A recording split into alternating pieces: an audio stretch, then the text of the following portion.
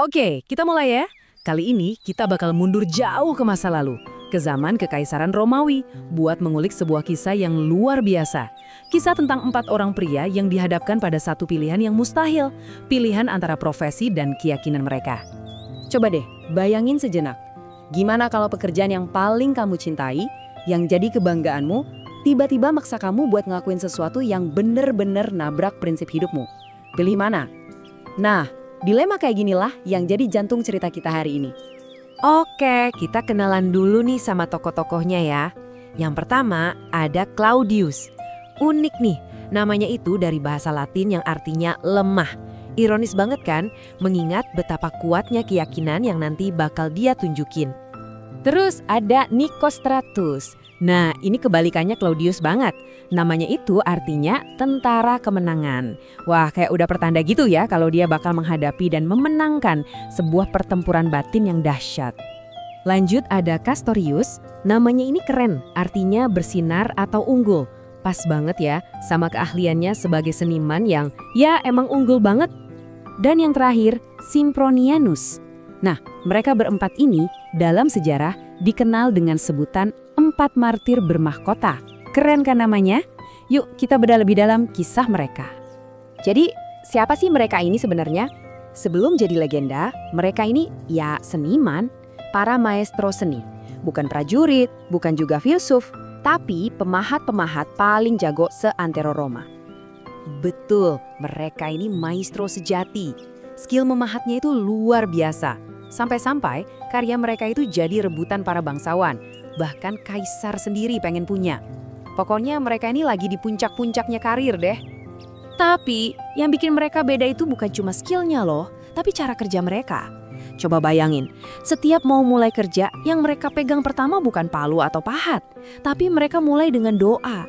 Mereka bikin tanda salib, pasrahin semua pekerjaan mereka ke Tuhan. Ini bukan sekedar ritual biasa, ini udah jadi bagian dari diri mereka. Sikap mereka ini tentu aja bikin rekan kerjanya yang bernama Simplicius jadi penasaran. Dia nanya dong, kalian ngapain sih? Dan penjelasan Sempronian soal makna di baliknya itu, wow, benar-benar menyentuh hati Simplicius. Sampai-sampai dia langsung mutusin buat ikutin iman mereka dan gabung sama geng ini. Nah, disinilah konflik utamanya dimulai. Datang sebuah perintah dari orang paling berkuasa di Kekaisaran. Perintah yang bakal maksa mereka buat milih antara nurutin bos duniawi mereka atau nurutin Tuhan mereka. Biar kebayang, ini kejadiannya sekitar tahun 302 Masehi. Waktu itu yang berkuasa Kaisar Diocletianus. Zaman itu tuh terkenal banget sebagai periode di mana orang-orang Kristen dikejar-kejar. Jadi panggung ujian iman mereka ini ya emang lagi panas-panasnya. Dan inilah masalahnya. Dilema yang gak ada jalan tengahnya. Kaisar nyuruh mereka pakai keahlian kalian yang luar biasa itu buat bikin patung dewa pagan. Tapi buat mereka, ini jelas-jelas melanggar perintah paling dasar dalam iman mereka. Gak bisa ditawar lagi. Dan disinilah kita sampai di puncaknya. Momen di mana para pemahat ini harus ngambil keputusan final. Keputusan yang gak akan bisa ditarik kembali. Jawaban mereka ke Kaisar, tegas, singkat, dan jelas. Mereka menolak. Kalimat ini, kami lebih taat pada hukum Tuhan daripada hukum manusia, ini benar-benar merangkum semua prinsip mereka. Loyalitas utama mereka bukan buat kaisar, tapi buat keyakinan mereka sendiri. Konsekuensinya berat, brutal, dan cepat banget.